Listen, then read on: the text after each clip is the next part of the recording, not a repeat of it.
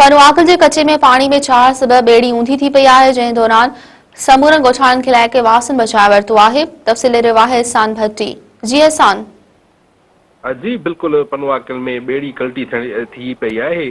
इलाइक़े वासियुनि पंहिंजी मदद पाण त 15 खां वधीक माण्हुनि खे रेस्क्यू कयो आहे। पनुआकल जे कचे वारे इलाइक़े में पाणी जे 4 सबब हादसो पेश आयो आहे, जिथे ॻोठ समूचा चढ़ वटि कचे खां पके ते ईंदड़ हिकु बेड़ी कल्टी थी पई। 15 खां वधीक माण्हू ॿुॾी विया। हादसे बाद बंद ते शोर मची वियो। का बि सरकारी रेस्क्यू टीम न हुजण करे ॻोठाणनि पंहिंजी मदद पाण त जेको आहे सो माण्हुनि खे ॿोड़ वारे पाणी मां कढी करे बाहिफ़ाज़त बंद ते आंदो आहे। ख़ुशकिस्मती जी इहा बि ॻाल्हि आहे त जानी नुक़सान कोई बि नाहे थियो।